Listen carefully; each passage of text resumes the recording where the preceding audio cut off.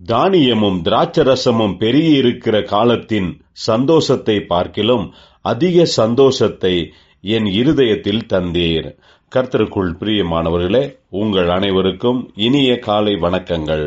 இன்றைய வேதவசன தியானத்திற்கென்று நாம் தெரிந்தெடுத்திருக்கும் வேத பாகமானது பிலிப்பியர் 2 அதிகாரம் 13 ஏனெனில் தேவனே தம்முடைய தயவுள்ள சித்தத்தின்படி விருப்பத்தையும் செய்கையையும் உங்களில் உண்டாக்குகிறவராயிருக்கிறார்.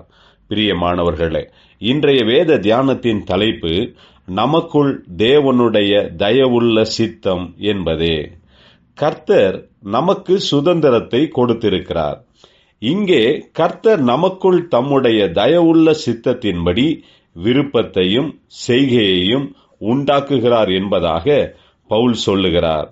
இதற்காக நாம் தேவனுடைய கரங்களில் தேவனுடைய செயல்கள் நம்மிடத்தில் நடக்கும்படியாக முழுமையாக ஒப்பு கொடுக்கும் போதுதான் தேவன் நம்மிடத்தில் தம்முடைய கிரியைகளை நடப்பிப்பார்.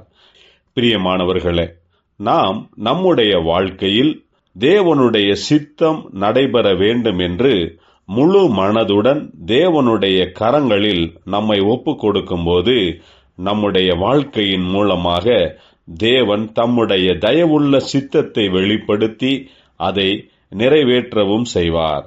அப்போதுதான் நாம் மற்றவர்களையும் தேவனுடைய ராஜ்யத்தில் நடத்துகிறவர்களாயிருப்போம்.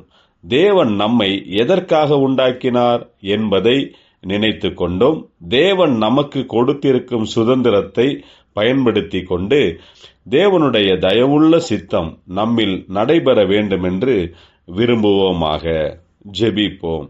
ஜீவனுள்ள தேவனே, நீர் எங்கள் மூலமாக உம்முடைய சித்தத்தையும் கிரியைகளையும் நடப்பிப்பீராக. என்றென்றும் மகிமை உமக்கே உண்டாகட்டும். இயேசு கிறிஸ்துவின் நாமத்தில் ஜெபிக்கிறோம் நல்ல பிதாவே, ஆமேன்.